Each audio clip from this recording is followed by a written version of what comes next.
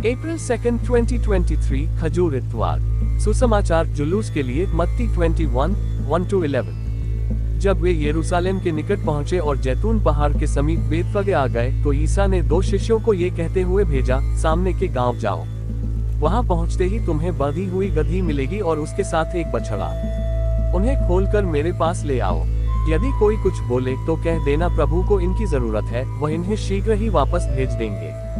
यह इसलिए हुआ कि नबी का ये कथन पूरा हो जाए, सियोन की पुत्री से कहो, देख तेरे राजा तेरे पास आते हैं, वह विनम्र है, वह गदहे पर, बछड़े पर, लद्दू जानवर के बच्चे पर सवार है। शिष्य चल पड़े। ईसा ने जैसा आदेश दिया उन्होंने वैसा ही किया।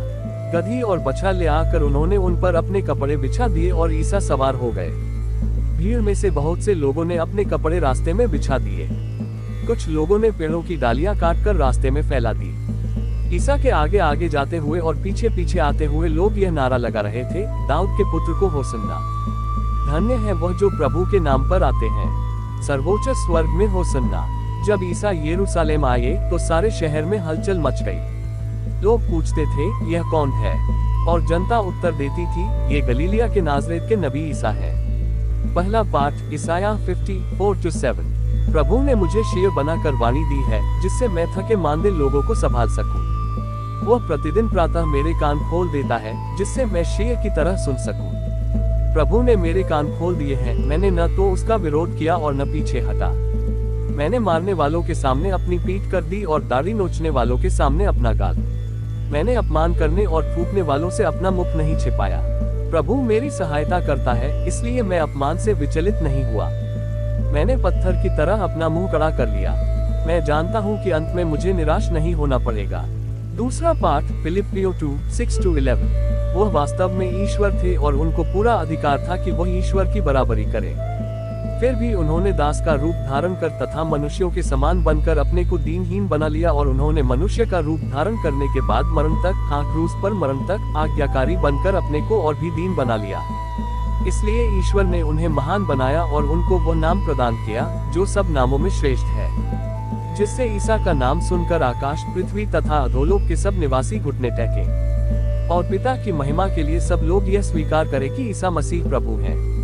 सुसमाचार संत मत्ती 27:11-54। ईसा अब राज्यपाल के सामने थे। राज्यपाल ने उनसे पूछा, क्या तुम यहूदियों के राजा हो? ईसा ने उत्तर दिया, आप ठीक कहते हैं। महायाजक और नेता उन पर अभियोग लगाते रहे, परंतु ईसा ने कोई उत्तर नहीं दिया। इस पर पिलातुस ने उनसे कहा, क्या तुम नहीं सुनते कि ये तुम पर कितने अभियोग लगा रहे हैं?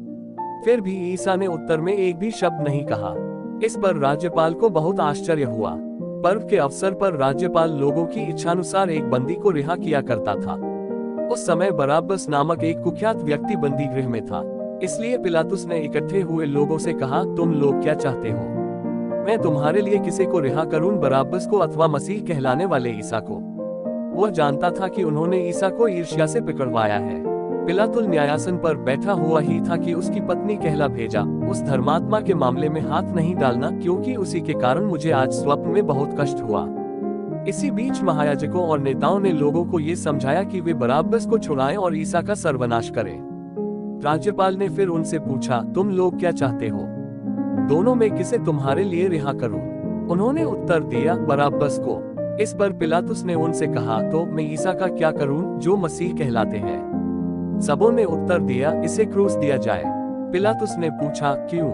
इसने कौन सा अपराध किया है? किंतु वे और भी जारे से चिल्ला उठे, इसे क्रूस दिया जाए। जब पिलातुस ने देखा कि मेरी एक भी नहीं चलती, उल्टे हंगामा होता जा रहा है, तो उसने पानी मंगाकर लोगों के सामने हाथ धोए और कहा, मैं इस धर्मात्मा के रक्त का दोषी नहीं हूँ, तुम लोग जानो। और सारी जनता ने उत्तर दिया, इसका रक्त हम पर और हमारी संतान पर। इस पर पिलातुस ने उनके लिए बराब्बस को मुक्त कर दिया और ईसा को लगवाकर क्रूस पर चढ़ाने सैनिकों के हवाले कर दिया।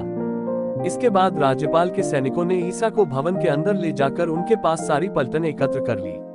उन्होंने उनके कपड़े उतारकर उन्हें लाल चोंगा पहनाया, कांटों का मुकुट गूंथकर उनके सिर पर रखा और उनके दाहिने हाथ में सरकंडा थमा दिया। तब उनके सामने घुटने टेककर उन्होंने ये कहते हुए उनका उपहास किया, यहूदियों के राजा प्रणाम। वे उन पर थूकते और सरकंडा छीनकर उनके सिर पर मारते थे। इस प्रकार उनका उपवास करने के बाद वे चोंगा उतारकर और उन्हें उनके निजी कपड़े पहनाकर क्रूस पर चढ़ाने ले चले। शहर से निकलते समय उन्हें कुरेने निवासी सिमोन मिला और उन्होंने उसे ईसा का क्रूस उठा ले चलने के लिए बाध्य किया। वे उस जगह पहुंचे जो गोलगोथा अर्थात खोपड़ी की जगह कहलाती है। वहां लोगों ने ईसा को पित्त मिली हुई अंगूरी पीने को दी। उन्होंने उसे चख तो लिया, लेकिन उसे पीना अस्वीकार किया। उन्होंने ईसा को क्रूस पर चढ़ाया और चिट्ठी डालकर उनके कपड़े बांट लिए। इसके बाद वे उन पर पहरा बैठे। ईसा के सिर के ऊपर दोषपत्र लटका दिया गया। वो इस प्रकार था, ये यहूदियों का राजा ईसा है। ईसा के साथ ही उन्होंने 2 डाकुओं को क्रूस पर चढ़ाया, एक को उनके दाएं और दूसरे को उनके बाएं। उधर से आने जाने वाले लोग ईसा की निंदा करते और सिर हिलाते हुए ये कहते थे, ऐ मंदिर ढाने वाले और 3 दिनों के अंदर उसे फिर बना देने वाले, यदि तू ईश्वर का पुत्र है तो क्रूस से उतरा। इसी तरह शास्त्रियों और नेताओं के साथ महायाजक भी ये कहते हुए उनका उपहास करते थे, इसने दूसरों को बचाया किंतु यह अपने को नहीं बचा सकता। ये तो इस्राएल का राजा है। अब ये क्रूस से उतरे तो हम इसमें विश्वास करेंगे।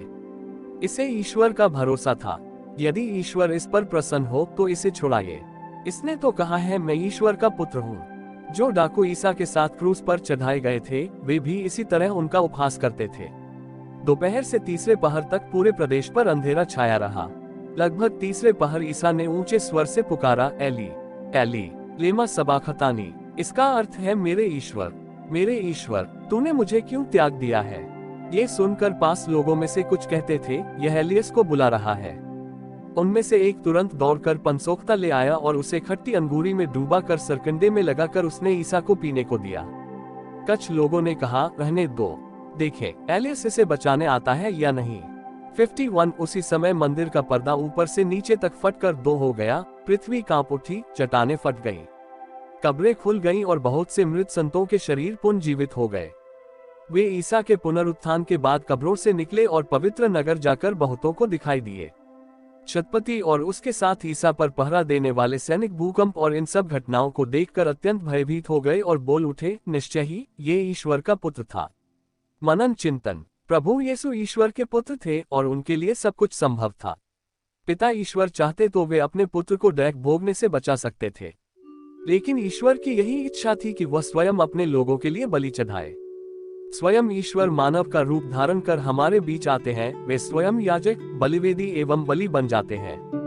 नबी ईसाया इस पुत्र के बारे में बताते हैं, पुत्र अपमान सहने, विरोध एवं अत्याचार को गले लगाकर हमारे पापों के भार का क्रूस अपने कंधे पर लादकर चलने को तैयार थे। वो निर्दोष मेमने के भांति चुपचाप रहे। प्रभु यीशु मसीह ईश्वर थे और उनको पूरा अधिकार था कि वह ईश्वर की बराबरी करे। फिर भी उन्होंने दास का रूप धारण कर मनुष्यों के समान बनकर अपने को दिनहीन बना लिया है। यूदस अफसर ढूंढता रहा। उसने चांदी के चंद सिक्कों के लालच के कारण यीशु को बेचना उचित समझा, परंतु प्रभु के क्रूस पर मरने से मानव जाति का उत्थान हुआ। एक निर्दोष व्यक्ति हमारे दोषों के कारण क्रूस पर मारा गया। क्रूस पर से उन्होंने अपनी आज्ञाकारिता एवं विनम्रता का उदाहरण दिया है। सब कुछ पिता के हाथों में समर्पित कर वे क्रूस पर मर जाते हैं। आज पवित्र क्रूस पापों से मुक्ति का चिन्ह है। क्या हम यूदस की भांति दूसरों के प्रति विश्वासघात करते हैं? आइए हम प्रभु और दूसरों के प्रति विश्वासी बने। दोस्तों, आशा है आपको ये वीडियो काफी पसंद और मददगार साबित हुई होंगी। जाने से पहले वीडियो लाइक, शेयर, सब्सक्राइब और कमेंट करना ना भूलें।